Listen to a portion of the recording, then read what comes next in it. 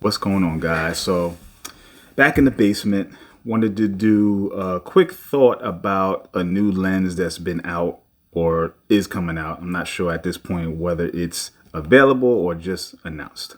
So, the Sigma 10 to 18 lens for Fuji X mount is an intriguing lens to me because that is probably an answer to a few lenses all in one for Fuji, if you really think about it. So let me explain. So as a user of the 10 to 24, so today I'm shooting on my phone, by the way. So now normally I'd be shooting on this very setup right here, Fuji XS10, 10 to 24. So this is the 10 to 24 Mark 1. But either way, 10 to 24 is the same thing. So when you think about the competition that the Sigma lens has, you've got the original and the Mark II of the 10 to 24 to Fuji. You've got the new 11 to 20 from Tamron. But you also got other lenses that I don't think anyone's thinking about. Because when I think about it, I think about also the primes, right? You've got the 8mm by Fuji themselves, the 8mm 3.5 lens. You've also got the 16 2.8, and you've also got the older 18mm f2.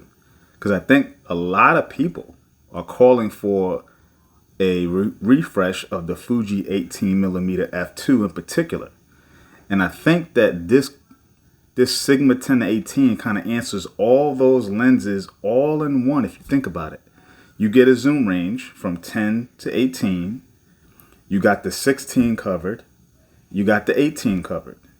Yes, 2.8 versus 2 for the 18 f2, but 2.8 isn't a bad sacrifice to have 10 millimeters, right? So when I think about that, I also own the 16 2.8, and I used to own the 18 f2. And the reason why I don't own the 18 f2 is because the autofocus for video was not ideal.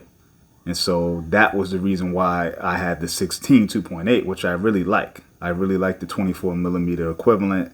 If you want 28, you could just crop in a little bit and you get 28. So to me, it's not a big sacrifice. It's 2.8 versus f2, but again, not a big deal. And I think the Sigma lens answers that because, like the 18 to 50, which I also own by Sigma, the autofocus is going to be quiet, it's going to be silent, and if a video, that'll be a good move. So you get all those lenses in one. So if you are someone who owns a lot of those lenses, like I own two of those lenses, the 10 to 24 and the 16 2.8, it could be a compelling option. Now the downsides. Here's some of the downsides. No aperture ring. I don't really care so much for this 10 to 24 so much because on this body, the XS10 that doesn't have the traditional dials of the ISO and shutter speed dial, I put this in A and I just control it from the front dial. So that's kind of how I use it. So the 10 to 18 would be a great match for this body.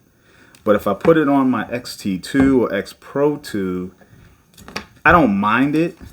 Because I have other lenses that don't have aperture rings, like the 18 to 50, the two Tamron lenses I have, Tamron zooms. So I'm okay with it. It's doable. But for some, that's not really ideal because for me, a lot of my primes are for my X Pro cameras, right?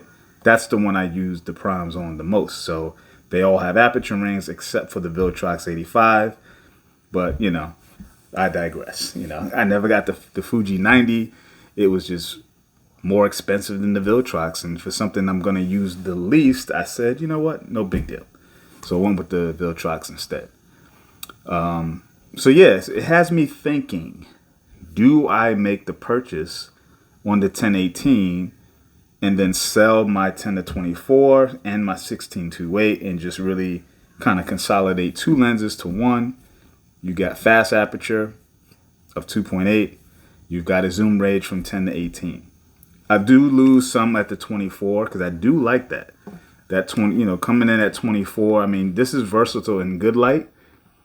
I mean, f4, you're good. I'm usually out in bright daylight. I'm at 5.6 to f8 anyway.